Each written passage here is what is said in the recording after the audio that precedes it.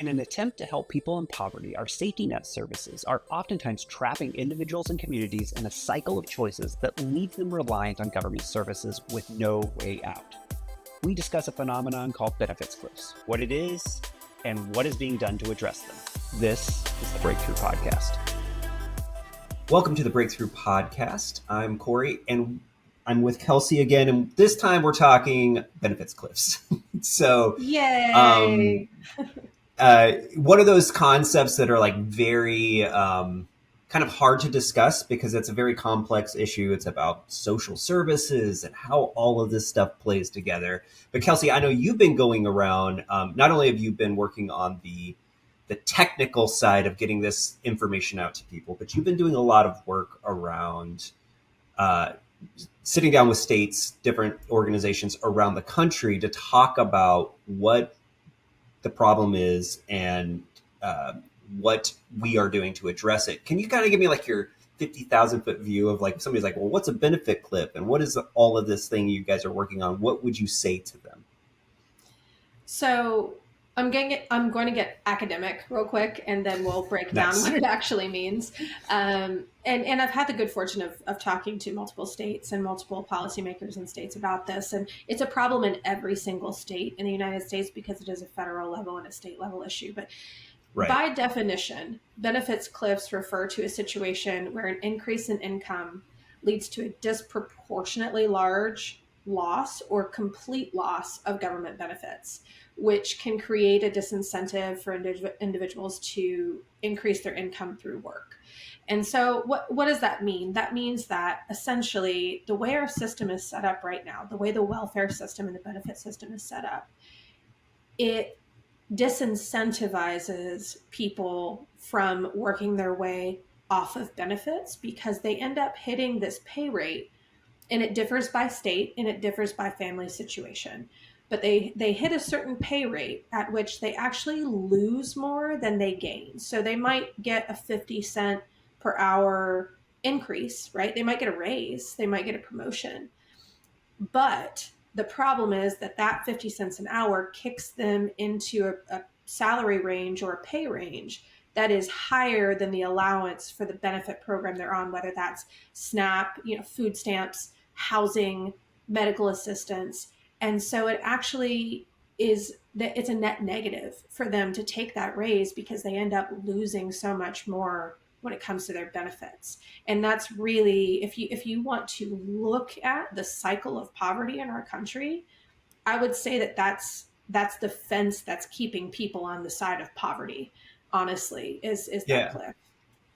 And it's one of those things that and it's why people bounce back and forth into it, right? Like people will kind of like find themselves getting out of their situation, maybe getting off of public services and getting like being independent. Something small happens and all of a sudden they're thrust back into this cycle and they're cycling in and out. It's like the story of Joelle, who is a story that we shared a few years ago, who was willing to one of the few people that are willing to share their story, because benefits are an odd issue where people, they don't want to admit like, hey, I'm on government benefits, I can't get off of them, and I'm struggling through this process. So it's one of those things that's hard to isolate what the problem really is because people are unwilling to share their struggles. But she was in government housing and was getting help and support to stay in her housing, and then was getting job offers to kind of move up through that. And then she had to weigh, okay, well, if I take this job, I'm going to get kicked out of my house next month. Like I won't be able to afford what I have, and I have to figure this whole thing out. And she wants to get off of it. She doesn't want to be on government services, but she's kind of feeling stuck on that cliff. That cliff is if she's facing this cliff, right? And she's falling off of it. And I think that's one of the hard issues is that, first of all, I think you touched on this. It's unique to every state, to every person's situation. Like if you have 2 kids, 3 kids, which is why we put together this Benefits Cliffs website that allows people to plug in different information. And I know it's super complex and the back end, I'm not a technical guy on how all of this works, but there's a lot to that where you can see if somebody's in this scenario, they're going to face a cliff at this point. So there's a couple of things that you just talked about, and I want to touch on both of them separately. One is the psychology around poverty and the perceptions around Yeah. poverty, and the other one is the complexity of the system. So let's talk about that first. When you're talking about this calculator we created, which by the way is free to the public, so if y'all want to check it out, it's at benefitscliffs.org. That's benefits with an S, cliffs with an S.org.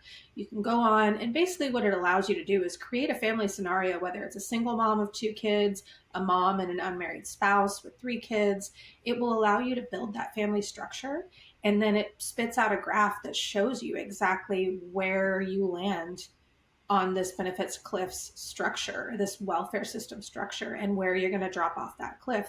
And it's really powerful information. It's also very discouraging if you're the person that is being modeled out. But for policymakers and people trying to change this, it's really powerful to see what that looks like and visualize what the system actually is in reality. Right. And I think, you know, it's important to highlight when you talk about the complexity of the tool, and it's pretty straightforward to use. It is not straightforward to build. That's because the system is inherently complex.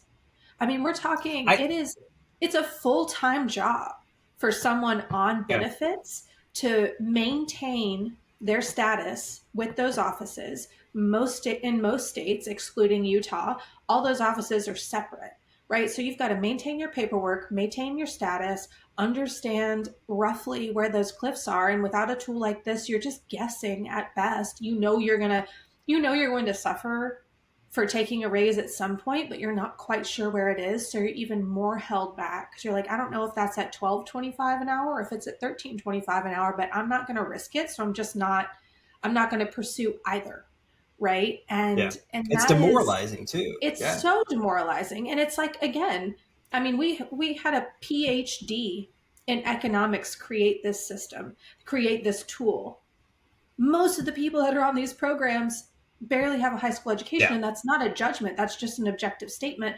And so if it takes someone with a graduate degree to understand how the system works, how are we expecting an average person who, by the way, is probably working 2 jobs, probably has multiple kids, might be a single parent, to navigate that? It's Yeah. unreasonable and it's unfair. Yeah, absolutely. And you know, I think even if you never hit the like generate report thing, if you just go in and start plugging things in, and you start Mhm. seeing the mounds of questions that get asked of people, Mhm. you will begin to go, oh my gosh, like this impact, like what benefit you're on, what, you know, you start to see that cascading, that or that pile on of programs that are kind of overwhelming. Mhm. And it shows the complexity of the issue. It highlights how hard it is to not just address the problem, but to also to like even figure out where the problem begins. You know, and I think that's Yeah. that's fascinating about it. Well, and you know, the quote, a problem defined is a problem half solved. And I Hmm. think a lot of Yeah, people just don't even know the monster they're up against. They know it's there and they know it's yeah, scary and they know it's dangerous, but they don't know where it is. It's almost like they're trying to fight it in the dark. And that's so much to ask of people. And then, you know, going back to the other thing that I wanted to touch on, and this is something that you're really good at speaking towards, Corey, but the psychological aspect of poverty. So again, using Joyelle as an example, right? Or using any single mother or single parent as an example. You go into a job, you don't necessarily feel comfortable disclosing to your employer that you're on benefits because there's still a social stigma around that. There's still an opinion yeah, from a lot of people that why are you taking money? Why do you need help? Just get a job. Because they don't, and I don't think it comes from necessarily a bad place all the time. I think it comes from a place of ignorance, not understanding what the system looks like and how it traps people in those situations, and that between a rock and a hard place, you know. um, so you don't want to tell your employer that you're on benefits, and then you do a really good job at work because you want to excel. That's our drive as humans, is to flourish and progress. And your employer says, hey, you're doing really well, I'd like to give you a raise, and you say, oh no thank you, I can't. Now, all else held equal, If you're an employer, you're thinking, why would you not want more money? That gets you closer to not needing government assistance. Like, I'm trying to help you out and you don't want that. And for that person to have to explain the position that they're in is really, like you said, it's demoralizing, it's embarrassing, it's a very emotional thing. And so can you, I can't personally imagine being in a position where I have to not only turn down recognition and more money, but I also have to explain to my employer, lest they fire me instead of promote me because they think I'm being insubordinate or difficult, why I'm making that decision. Like, it's just it's a hard situation to be in. And it highlights the issue with how do you come up with a solution for it, right? Because Mm-hmm. it's a psychological issue as much as it is, or it's a mindset, maybe not psychological, but it's a Absolutely. mindset issue as much as it is a um, Monetary numerical issue. numbers don't add up, right? And Mm-hmm. because I think that what you tend to see on both sides of the political spectrum is one side says, well, just increase how much money you're giving people. Well, that just Mm-hmm. makes the cliff move, right? Like it Mm-hmm. just creates a Mm-hmm. different cliff somewhere else. It doesn't Mm-hmm. actually, it doesn't empower anyone, which is Mm-mm. ultimately what you're trying to do. Mm-hmm. It steals the power away from them yet again. And then on the other side is you can talk about, things that you should be doing.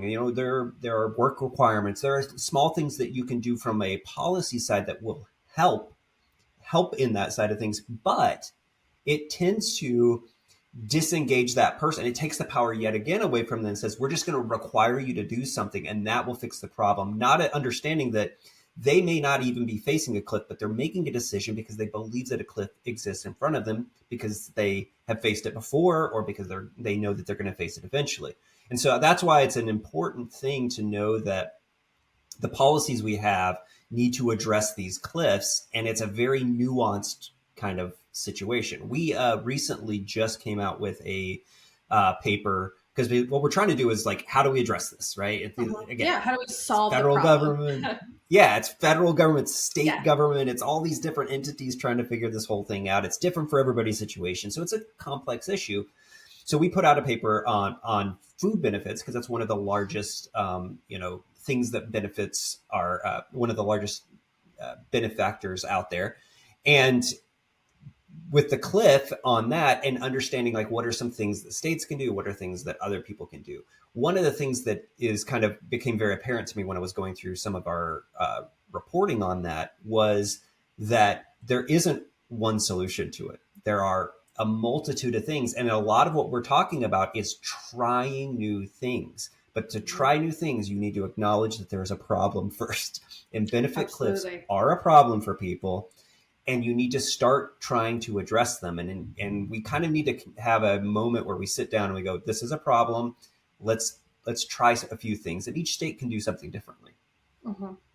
Yeah, and I think, the gravity of the problem differs state by state. It is still a problem in every state because most of these programs are operated on a federal level.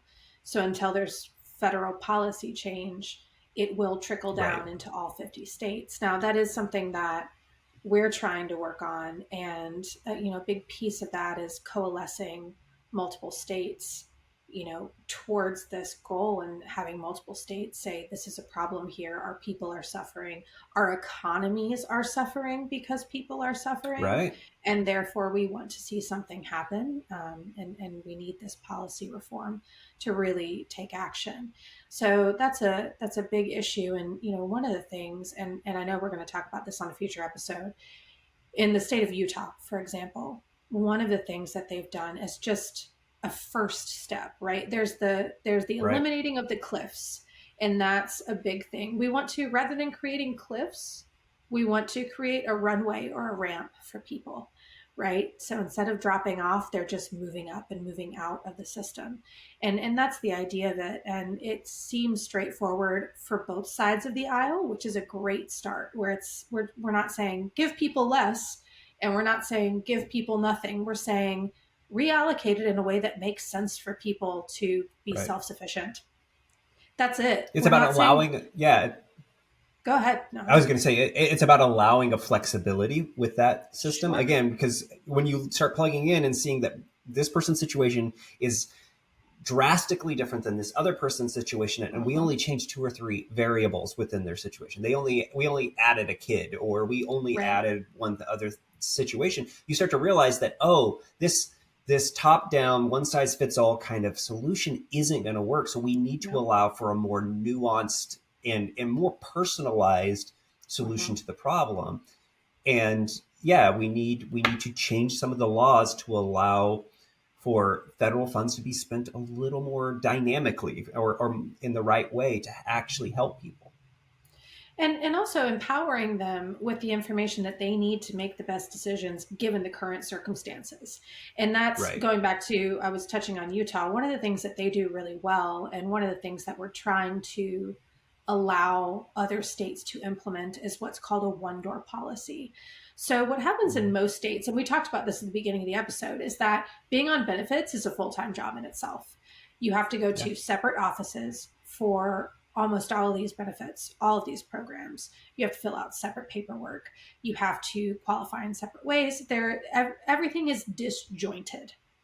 And it is a lot to keep up with. It takes like a project management certification, basically, to keep track of all the moving parts. So in Utah, what happens is they actually have one office that handles all of that together. Now, some people would say, well, that just makes it easier to get more benefits. That's not actually how it works, because in conjunction with consolidating all of their programs there, they also have workforce. So when someone's coming in and saying, I need support, they're saying, sure, you absolutely deserve support. And also, given your family construct, here's some work that might help you as well.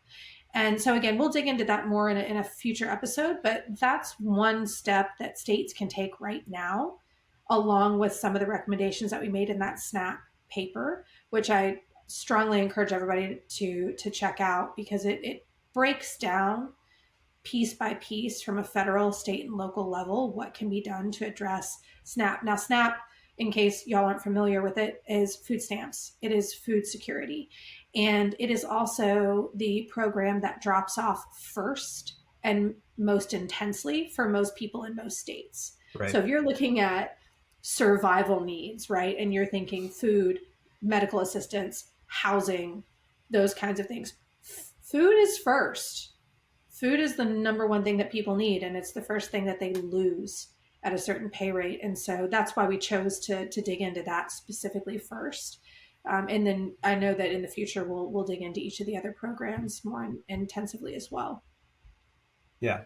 And I think, you touched on this, but like essentially food stamps is a great example of it. Is we're taking this away from people. We are deciding for people, well, you don't need food at this point, right? Instead of empowering them to make choices along the way. And that's ultimately what the problem with the cliffs that exist out there is, that they steal from people autonomy, the ability to make a good decision. And we kind of look at them very negatively. Oh, if we give you one place to go to get your services, you're just going to take all the services you can get. Well, that's not actually, that's assuming that they don't want to better their lives, but we know for a fact that they do want to better their lives. So let's help them. Let's put accountability around it. Let's help them in that way. Nobody's arguing against that, but we are saying we can do both and actually kind of give people a little bit of self-respect and pride in what they're doing, and give them autonomy at the same time. And I think that's ultimately what we're talking about when we talk about the Cliffs model, is that we have to look at this holistically. You can find out more about what it is at foropportunity.org/cliffs. If you go there, it will take you to a breakdown of not only this paper, but a lot of other things that we are doing on the benefits cliffs as well. Corey, one of the things that you mentioned that I want to touch on before we close out here. Sure.